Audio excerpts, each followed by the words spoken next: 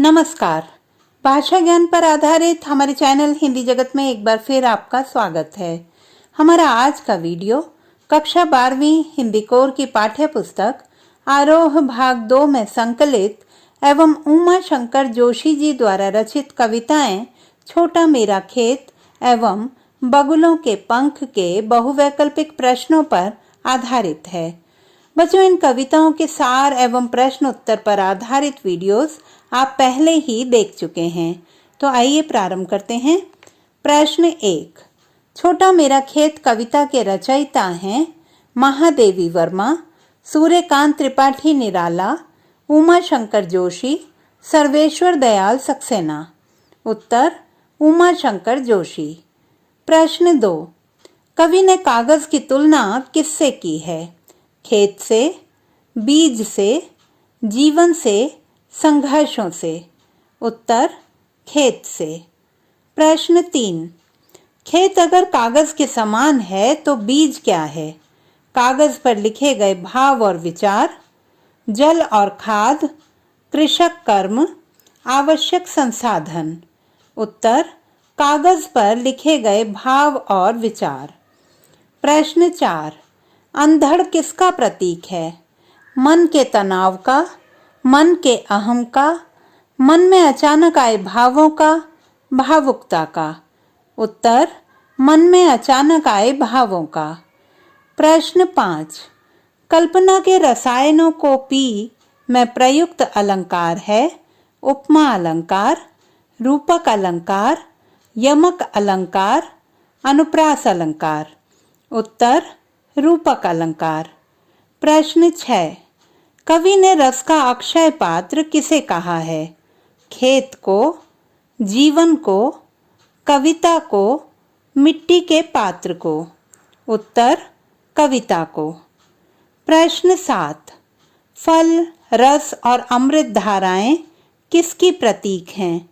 जीवन के आनंद की, भावनाओं, विचारों और अहम से मुक्त होने की, काव्य के आनंद और रस की, भावनात्मक उथल पुथल की। उत्तर काव्य के आनंद और रस की। प्रश्न 8। रस का अक्षय पात्र सदा का पंक्ति में प्रयुक्त अलंकार बताइए। उत्प्रेक्षा अलंकार, यमक अलंकार, श्लेष अलंकार, रूपक अलंकार। उत्तर श्लेष अलंकार। प्रश्न 9। छोटा मेरा खेत कविता किस छंद पर आधारित है? सोरठा छंद, हरिगीतिका छंद, रोला छंद, मुक्त छंद। उत्तर मुक्त छंद। प्रश्न 10। छोटा मेरा खेत चौकोना पंक्ति में प्रयुक्त बिंब बताइए। श्रव्य बिंब, दृश्य बिंब, स्पर्श बिंब, इनमें से कोई नहीं। उत्तर दृश्य बिंब। प्रश्न 11। अलौकिक शब्द का अर्थ है सदा के लिए, अद्भुत, रसपूर्ण, कभी नष्ट न होने वाला। उत्तर अद्भुत। प्रश्न 12।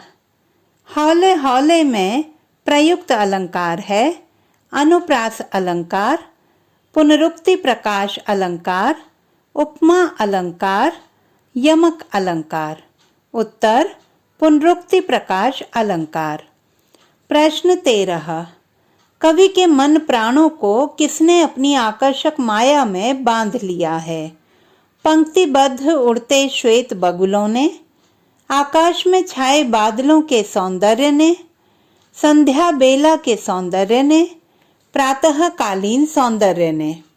उत्तर पंक्तिबद्ध उड़ते श्वेत बगुलों ने। प्रश्न 14। बगुलों की श्वेत पंक्तियां कवि की आंखों को चुराए लिए जाती हैं।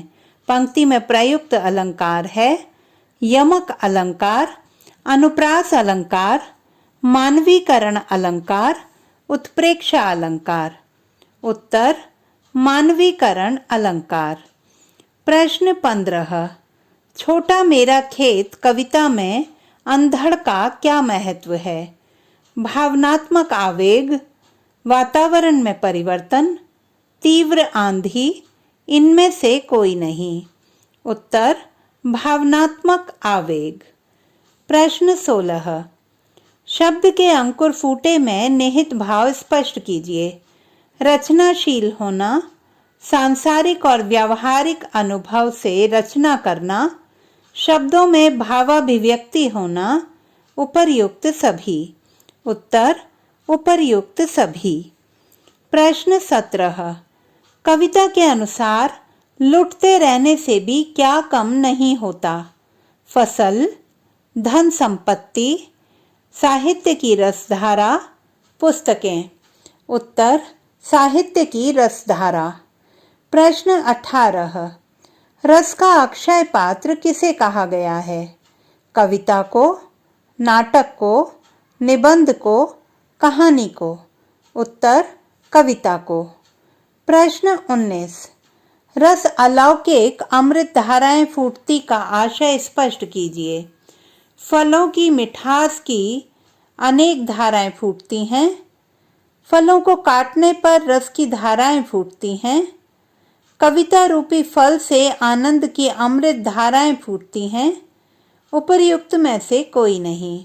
उत्तर कविता रूपी फल से आनंद की अमृत धाराएं फूटती हैं। प्रश्न 20। आकाश में काले बादलों से तैरते बगुलों के पंख किसके समान प्रतीत हो रहे हैं? रात की कालिमा के समान, दोपहर की चमकीली धूप के समान, प्रातः काल की लालिमा के समान, सांझ की श्वेत काया के समान। उत्तर सांझ की श्वेत काया के समान। प्रश्न 21। कवि किसे रोके रखने की गुहार लगाता है? सांझ के दृश्य को, दोपहर की धूप को, कजरारे बादलों को, प्रातः काल की शीतल हवा को। उत्तर सांझ के दृश्य को। प्रश्न 22। कविता सृजन भी फसल उगाने के समान श्रम साध्य कार्य है। यह भाव किस कविता से लिया गया है? गजल, छोटा मेरा खेत, उषा, बादल राग। उत्तर छोटा मेरा खेत। तो बच्चों, आशा करती हूँ कि हमारा आज का यह वीडियो पाठ आपके गहन अध्ययन में आपके लिए सहायक सिद्ध होगा। भाषा संबंधी किसी भी समस्या के समाधान हेतु बने रहिए सुनीता भटनागर हिंदी जगत के साथ। आपका दिन शुभ हो।